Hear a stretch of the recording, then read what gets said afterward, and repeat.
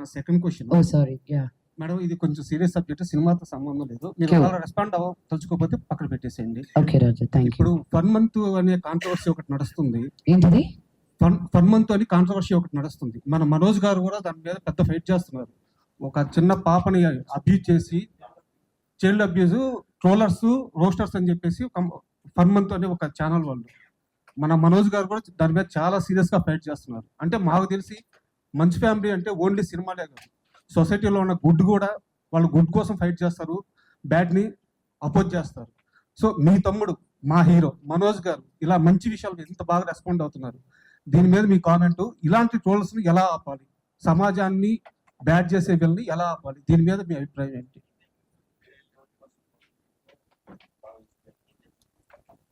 అండి, నాకు బాధ వేస్తుంది ఫస్ట్ అండ్ ఫార్మోస్ట్. ఇంత నెగటివిటీతో కూడా ఉన్నారా అని.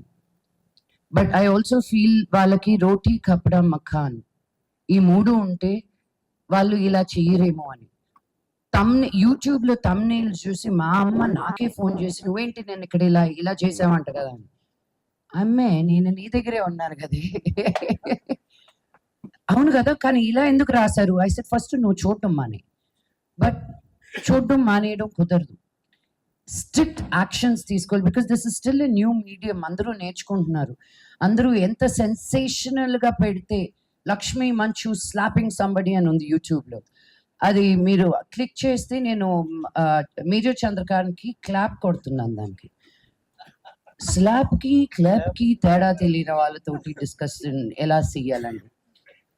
చైల్డ్ అబ్యూస్ చేసిన వాళ్ళని అడ్డంగా నరకాలని నా ఉద్దేశం, నడి రోడ్డు మీద నరకాలని నా ఉద్దేశం.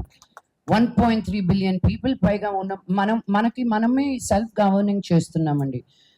వైఫ్ ఆఫ్ రామ్ సినిమా చేసేటప్పుడు నేను పోలీసుల గురించి కనుక్కుంటా ఉంటే, తెలంగాణ వరకు మాట్లాడతాను నేను, అట్లీస్ట్ ఒక 600 and odd మనుషులకి ఒక పోలీస్ ఆఫీసర్ అంట. ఒక 6,000 మంది కానీ మనం బయటకు వెళ్తే ఏమైపోతారండి? మనల్ని గవర్న్ చేసుకుంటూ మనం వెళ్తున్నాం ముందుకి. ఇంట్లో కూర్చొని అలా టైప్ కొట్టుకునే వాళ్ళ గురించి నేను ఆలోచించడం కరెక్ట్ కాదు. సో మనోజ్ ఏది చేసినా ఆలోచించి, ఎంత ఎమోషనల్ గా ఇంపల్సివ్ గా ఉన్నా కూడాను ముందుకొచ్చి ఫైట్ చేస్తే ఒక ధైర్యం అని వస్తుంది నార్మల్ మనుషులకు కూడా. అందుకే నాకున్న ఈ ప్లాట్ఫామ్, ఈ వాయిస్ ని నేను తక్కువ అంచనాగా చేయను. ఈ రోజు 33 స్కూల్స్ ఓపెన్ చేసాం మేము యాదగిరిగుట్టలో. ఈ 2022 నుంచి ఇప్పటి వరకు 84 గవర్నమెంట్ స్కూల్స్ లో స్మార్ట్ క్లాస్ రూమ్స్ పెట్టాం. అక్కడికి ఎందుకు వెళ్ళి పెడుతున్నారండి? ఇక్కడ పెడితే మీకు ఇంకా ఎక్కువ మీడియా కవరేజ్ ఉంటుంది కదా అని. నేను మీడియా కవరేజ్ గురించి ఆలోచిస్తే యాదగిరిగుట్ట దాకా నేను వెళ్ళి చెయ్యాలా? నాకు బలహీన వర్గాలకి హెల్ప్ చేయాలంటే నాకు ఇష్టం. మా నాన్నకి నాకు ఒకటి తేడా, ఆయన గవర్నమెంట్ స్కూల్కి వెళ్ళారు, నేను ప్రైవేట్ స్కూల్కి వెళ్ళాను. ఆయన బయటకు వచ్చి ఏదో ఒకటి సాధించాలనుకో ఉండకపోతే నేను కూడా మోదుగులపాలెంలో రైతు బిడ్డగానే మిగిలిపోయేదాన్ని. అది తక్కువ అనట్లేదు నేను, కానీ అందరికీ ఒక ఆపర్చునిటీ ఉండాలి అన్న ఉద్దేశంతో నేను గవర్నమెంట్ స్కూల్ పిల్లలతోటి పనిచేస్తున్నాను. ఊరిని బాగు చేయనక్కర్లే, ఒక బడిని బాగు చేస్తే చాలు, వాళ్ళే ఊరిని బాగు చేస్తారన్న నమ్మకం నాకు. So it's really heart breaking. నేను వినలేదు ఇది ఇంకా, బికాజ్ నేను చూడడం మానేశానండి. ఫస్ట్ అండ్ ఫార్మోస్ట్ న్యూస్ చూడడం మానేశాను. అప్లోడ్ వరకే కానీ మళ్ళీ కామెంట్స్ చూస్తే రాత్రి భోజనం చేయలేను తెలుసా. ఎందుకు ఇంత హర్ట్ఫుల్ గా మాట్లాడతారు? యూనో, వ్యక్తిగతంగా మా ఫ్యామిలీని అంటారు, మా అమ్మని అంటారు, నా కూతుర్ని అంటారు. వెనక్కి తిరిగి నేను కానీ నిన్ను అనడంలో ఎంతసేపు పడుతుంది చెప్పు? మీకు లేరా అమ్మలు, మీకు లేరా కూతుర్లు? మేము ఏం చేసినా ఒక 10 మందికి మంచి చెయ్యాలి, మిమ్మల్ని ఎంటర్టైన్ చేయాలి అని అనుకుంటున్నాం, కానీ మీ డబ్బులు మేము కొట్టేయట్లా, మోసాలు చేయట్లా. వాళ్ళ వెనకాల పడండి మీరు. మేమేదో కళాకారులు, మేము కళమ్మ తల్లిని నమ్ముకుని ఉన్న వాళ్ళం. మేము ఈ రోజు ఉంటాము, రేపు ఉంటామో లేదో తెలీదు. జనాలకి ఎన్ని రోజులు నచ్చుతామో అన్ని రోజులే మేము పని చేయగలుగుతాం. సో సొసైటీలో ఏది బాగాలేదు అన్నప్పుడు నిలబడడానికి ఎవరో ఒకరు ఉండాలండి. అందరూ నా బ్యాంక్ బ్యాలెన్స్లనే చూసుకుంటే ఇంకా సమాజం ముందుకు ఎలా వెళ్తుంది? మాలాంటి వాళ్ళు కూడా ఉండాలి. మరి మర్యాద పెరిగి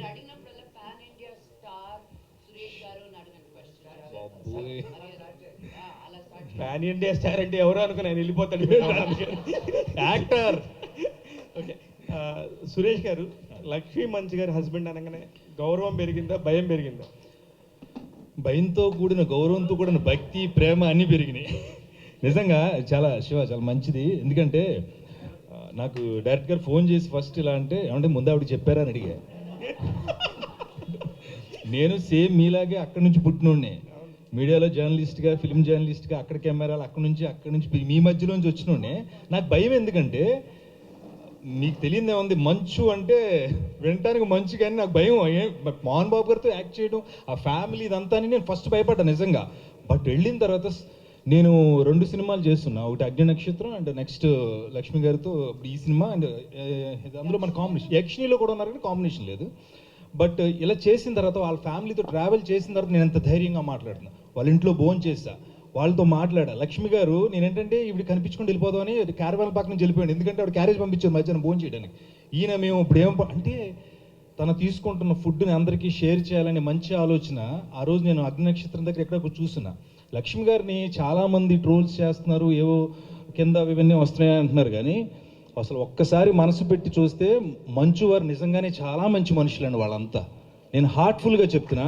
నేను వాళ్ళతో ట్రావెల్ చేస్తున్నా, వాళ్ళ ఇంటి భోజనం తిన్న మనిషిగా చెప్తున్నా. నేను మోహన్ బాబు గారు ఆయన చూస్తే భయం వేస్తుంది. ఫస్ట్ రోజు నేను ఆయనతో యాక్ట్ చేస్తున్నాడు, ఫస్ట్ డే కూర్చున్నాను ఎదురుగుండా, నాకు చెమటలు ఇలా అంటున్నా. ఆయన నన్ను చూసి ఏమయ్యా సార్ బాగా చేస్తావు నువ్వు, దా బతుకుంటే అంటే ఆ కలుపుకోకపోతే చేయలేమంటున్నా.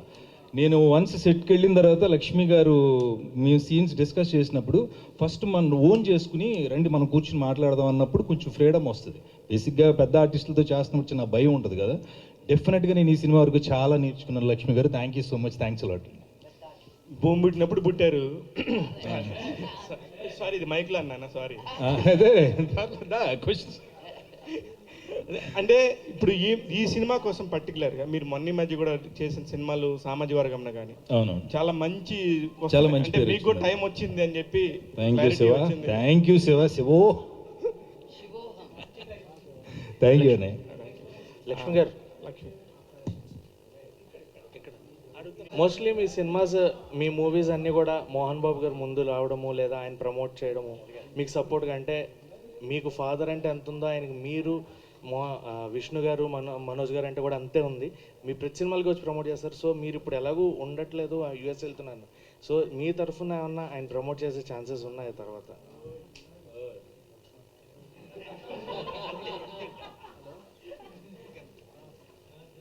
అంటే నేను ప్రొడ్యూస్ చేసిన సినిమాల్ని మా నాన్నని మామూలుగా వాడుకోనండి.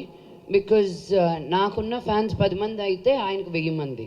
సో ఆయన daddy daddy daddy daddy daddy అని ఆ టైంలో డాటర్ కార్డు బాగా వాడతాను. But he's also very very busy right now. So I don't know, నాన్నగారి దగ్గర ట్వీట్ అలాంటివన్నీ he will do it. Of course he'll promote the film 100%. Lakshmi Prasanna ఆ టైటిల్ తెర మీద పడగానే ఒక అలాంటి భూకంస్ వచ్చాయి. అలాంటి బ్యానర్లో ఎన్నో హిట్లు, అల్లుడు గారు రకరకాల సినిమాలన్నీ వచ్చాయి, చాలా హిట్స్, రౌడీ అల్లుడు, రౌడీ. అలాంటి బ్యానర్లో మీరు సింగిల్గా ఎందుకు చేయలేదు? అగో అంతే, as simple as that. Banner మా నాన్నదంట, నేను దానిలో సినిమాలు తీస్తానంటే వద్దు నువ్వు వేరే పేరు పెట్టుకో అన్నారు. అందుకే నాకు లక్ష్మీ ప్రసన్న ఆకలేదు, నేను మా తాత పేరు పెట్టుకుంటానని మంచు ఎంటర్టైన్మెంట్ అని పెట్టుకున్నా. మా నాన్నది కాదు, మా తాత పేరు అది, మా ముత్తాతలది మంచు అనేది. యా, సో ఎందుకు చేయలేదు అసలు మా లక్ష్మీ ప్రసన్న బ్యానర్లో? ఏమో అండి, మా నాన్నకి వాళ్ళ కొడుకులతో తీయడం ఇష్టం ఎక్కువ. ఆయన అడగండి క్వశ్చన్. దానికో అది ఇచ్చేంత వరకు ఇది 11 గంటలు కూర్చోబెడతారని నాకు తెలుసు. ఇది మొన్న కూడా బాబోయ్ మీరైనా అసలు నేను చెప్పింది రాస్తున్నాను, మీతో అలవాటు అయిపోయి నాకు బాంబే వెళ్ళి దోలు తీరుతుంది. పేట్రియార్కీ అంటే ఉంటుంది. Yes, we are the men are the most important people in our families. మేము పెరిగింది కూడా అలాగే. ద ఉమెన్ ఆర్ ఆల్వేస్ అనేదో అంటే లక్ష్మి మంచు lashes at her father. I'm like అమ్మని మా నాన్న చూసాడంటే ఫోన్ చేసి ఏంటి ఏం నేను చెప్పిన దానికి వాళ్ళు రాసే